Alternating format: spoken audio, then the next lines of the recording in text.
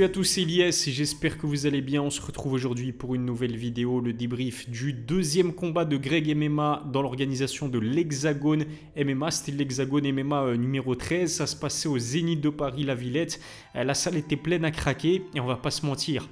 C'est vrai que 99% des personnes qui ont acheté leur ticket pour assister à cette soirée, ils l'ont acheté pour principalement assister à la performance de Greg MMA. Greg MMA, pour les rares personnes qui ne le connaissent pas, c'est un YouTuber en quelque sorte, un créateur de contenu. C'est, j'ai envie de dire, l'égérie de la chaîne, l'excellente chaîne de Karaté Bushido qui réalise pas mal de contenu, pas mal de vidéos attrait au sport de combat évidemment, et qui réalise des centaines de milliers, voire des millions de vues à chacune de leurs vidéos. Greg MMA, c'est une figure très appréciée dans les sports de combat, et notamment au niveau de ses réseaux sociaux. Il est très populaire, très suivi. Avant d'être un créateur de contenu, Greg MMA, de son vrai nom Grégory Bouchlaghem, c'est un combattant de MMA à part entière. Il combattait, c'était dans les début des années 2000, donc c'est, on va dire, un vétéran du MMA français. Il a eu une période d'absence qui était assez longue, puisqu'il s'est absenté de toute compétition sportive en MMA d'un point de vue professionnel, puisque pour ses vidéos, il a tourné avec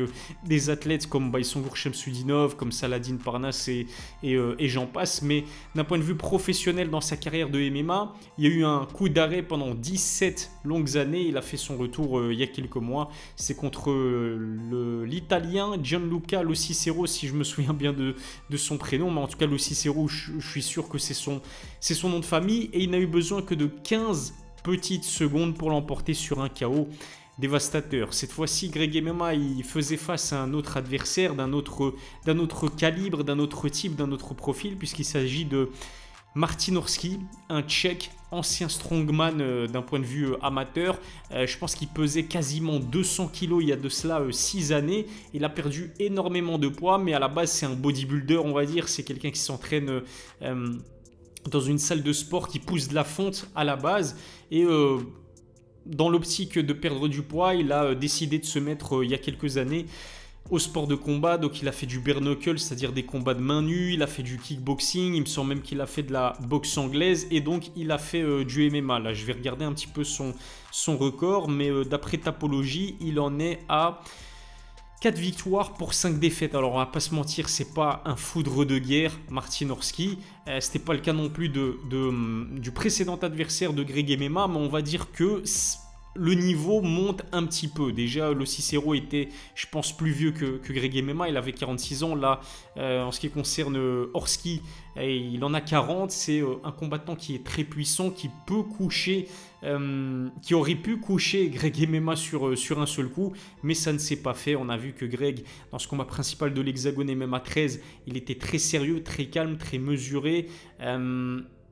Il a tabassé la jambe d'appui de Martin Orski. J'ai bien aimé aussi son anglaise et notamment son jab qui a pas mal perturbé Martin Orski. À chaque incursion offensive d'Orski, il se faisait contrer par le jab de Greg MMA. Et puis évidemment, il y a un moment donné où Greg sent l'odeur du sang. On sent que Martin Orski commence à fatiguer aussi. C'est pas un poids lourd parce qu'il est en dessous de 90 kg, mais ça reste relativement lourd quand même pour un être humain de base et un homme de base. 90 kg, et donc il a commencé à ralentir la cadence. Faut dire que c'est pas non plus le meilleur combattant qui soit, on va pas se mentir, le niveau n'était pas extrêmement compétitif, extrêmement élevé. Je vais y revenir un petit peu plus tard, mais voilà, Orski a baissé en cadence, je crois que c'était au milieu du premier round, et Greg MMA en a profité pour lui infliger un genou sauté dont le timing et la précision étaient magnifiques. Ça sonne Martin Orski qui est obligé de se réfugier au sol, et ensuite Greg MMA, on a senti qu'il a pris énormément de plaisir. Il a communiqué avec le public pendant qu'il était en monte, je pense qu'il était au-dessus de Orski. En grande pente, il l'a tabassé comme jamais. Et ensuite, il l'a finalisé avec une clé de bras magnifique, franchement exceptionnel. Exceptionnel cette performance de Greg MMA. J'étais un petit peu frustré de son premier combat et de son retour à la compétition, donc son précédent combat, c'est-à-dire ses débuts à l'Hexagone MMA, parce que au bout de 15 secondes, on n'a pas pu tirer énormément de conclusions sur le niveau réel actuel de Grégory Bouchlaghem. La seule conclusion qu'on a pu tirer, c'est qu'il avait de la puissance à revendre, ça c'est clair. Ou plutôt, il y en a peut-être deux, des conclusions qu'on peut tirer, c'est que son anglaise a quand même considérablement progressé. C'est lui-même qui le dit, hein, Greg MMA, son anglais, c'est certainement la facette de son game dans le MMA qui est la moins développée. On l'a vu prendre très cher aussi contre Bakary Samaké dans l'une de ses précédentes vidéos. Mais bon, Bakary Samaké, c'est un véritable tueur. D'ailleurs, il va affronter dans pas très longtemps Ahmed El Moussaoui. Donc ça s'annonce vraiment exceptionnel comme opposition en anglaise. Mais voilà, je restais quand même sur ma faim de ce Greg MMA Lo Cicero parce qu'on n'a pas vu énormément de choses de la part de Greg. Là, on peut s'apercevoir que il est toujours en place pour son âge. Il a quand même 45 ans et c'est ce que je voulais dire tout à l'heure. Je sais que sur Twitter, sur les réseaux sociaux, il y a énormément de personnes qui ont critiqué le niveau du premier adversaire de Greg MMA, c'est-à-dire Lo Cicero. Et là, pareil, il y a énormément de personnes qui critiquent le niveau de l'adversaire de Greg ce soir, c'est-à-dire Martin Orski.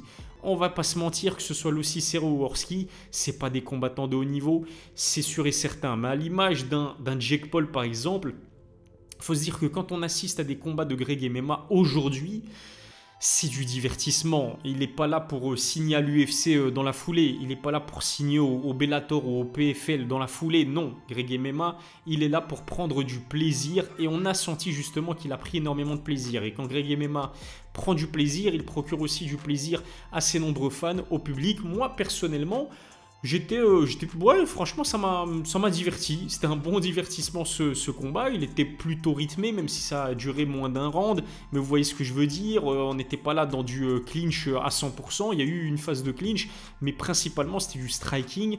On a senti quand même qu'Orski avait de la puissance à revendre, même si au niveau de sa précision et de sa technique, forcément, ça lui a fait défaut parce que, encore une fois, c'est pas un combattant de haut niveau, c'est pas un combattant de MMA vraiment professionnel. Et donc voilà, faut prendre ça comme un divertissement. Et personnellement, j'ai été diverti et j'ai été agréablement surpris par le niveau actuel affiché par Greg MMA. Et ça s'est ressenti au niveau de sa shape aussi. Physiquement, il était impressionnant. Franchement, pas énormément de gras, physique plutôt athlétique. Il est arrivé en dessous des 90 kg à la pesée. On sent qu'il s'y prend de manière très sérieuse, Greg MMA. Et encore une fois, ses deux derniers combats se finissent sur des finishes au premier round. C'est plutôt, comment dirais-je, c'est plutôt encourageant pour la suite. Et justement, c'est quoi la suite? C'est quoi la suite pour Greg MMA qui est sans aucun conteste possible, hein, corrigez-moi si je me trompe, mais la star numéro 1 de l'Hexagone MMA, une organisation française qui a le vent en poupe, qui commence à petit titiller, on va dire, l'organisation pour l'instant leader du MMA en France qui est l'Ares Fighting. Mais c'est vrai qu'on est là sur deux organisations avec un business plan assez différent. Il n'y a pas vraiment d'influenceurs à l'Ares Fighting. On sait qu'à un moment donné, l'Ares voulait faire combattre Ragnar le Breton. Pour l'instant, c'est toujours pas le cas. Pareil pour le rappeur Bosch, toujours pas le cas. Alors que l'Hexagone MMA fait appel à Greg MMA et c'est, je pense, intelligent de leur part parce qu'ils ont envie de donner un maximum de lumière à leur organisation. Et pareil pour Ibra TV. Ils ont recruté Ibra TV. C'était aussi pour attirer un public assez conséquent puisque Greg MMA et Ibra TV ont vraiment une fanbase assez solide. D'ailleurs, leur face-à-face aurait réalisé plus de 15 millions de vues sur tous les réseaux sociaux confondus. Donc vous voyez bien qu'il y a un public friand de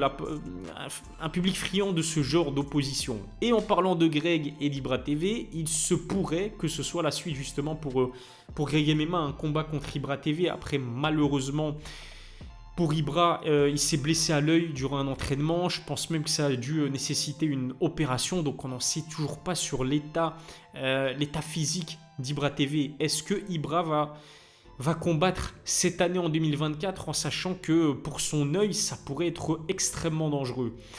J'entendais Greg MMA dire en interview post-combat, je pense, ou c'était une autre interview accordée à RMC Sport. Il disait que le médecin aurait conseillé à Ibra TV de ne pas combattre si ce n'était pas son gagne-pain. On sait qu'Ibra, il fait sa croûte, il fait son beurre avec les réseaux sociaux et avec son restaurant aussi. C'est un businessman.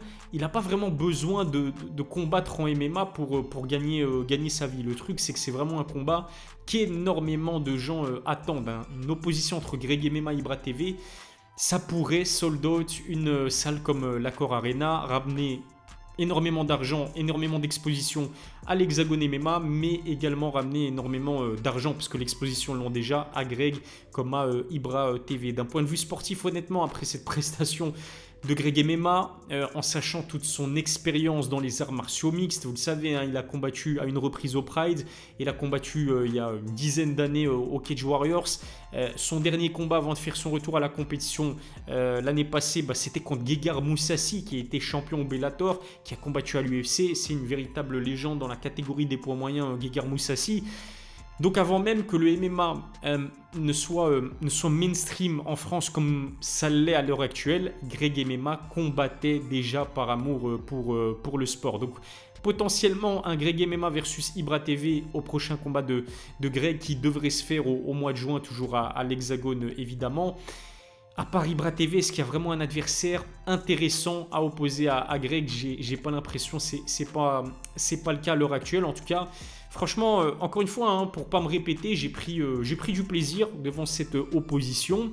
Qu'est-ce que j'allais dire? Il faut dire aussi que Greg, ce que j'aime bien avec lui, c'est qu'il respecte son public. Il n'arrive pas hors de forme, il n'arrive pas avec quelques kilos en trop, il n'arrive pas avec un game plan éclaté au sol, vous voyez ce que je veux dire? Il arrive préparé comme s'il allait affronter, je sais pas moi, un Jiri Prohaska. On sent vraiment énormément de sérieux dans sa préparation. D'ailleurs, la preuve, c'est qu'il s'est entraîné sous la houlette de Daniel Warin, et il s'est entraîné également avec Benoît Saint-Denis. Benoît Saint-Denis qui dans les prochaines semaines va affronter Dustin Poirier à l'UFC. Et puis au mois de mars, ça va être incroyable les gars. Le mois de mars va être exceptionnel pour les amateurs de MMA français, puisqu'en même temps on aura droit à Cédric Doumbé versus Baysangour Shamsudinov, et pas que, puisqu'on aura également droit, bon ça c'est pas du MMA, mais Francis Ngannou à la base est un combattant de MMA et il va affronter Anthony Joshua. Vous allez me dire que Francis n'est pas français, il me semble qu'il a la double nationalité française, en tout cas c'est un athlète francophone, et évidemment que les Français et les francophones vont suivre ce Joshua Ngannou avec beaucoup d'attention. En tout cas, pas mal la soirée. Hexagone numéro 13 au Zénith de Paris. Malheureusement dégoûté pour Mehdi Ben Lagdar qui s'est incliné une nouvelle fois. S'incliner une nouvelle fois parce qu'il a encaissé un KO lors de son précédent combat, même si au final son adversaire a été contrôlé positif au produit dopant, et qui me semble avoir vu que la défaite se transformait en victoire. Et puis mention spéciale pour ce combattant belge, je me souviens plus trop de son nom, Magomed Kadimagomedov, qui faisait face à Nassim Belouachi et qui s'est imposé, c'était par soumission au deuxième round. Il a invaincu après 6 combats, et je peux vous dire que la Belgique va faire du très très sale en 2024 au niveau du MMA. Je pense que j'ai été assez complet. Abonnez-vous à ma chaîne, activez la cloche pour recevoir les notifications, lâchez un pouce bleu, c'est très important et ça fait toujours plaisir. Je vous remercie de m'avoir suivi, je vous donne rendez-vous très vite pour une nouvelle vidéo. D'ici là, prenez soin de vous.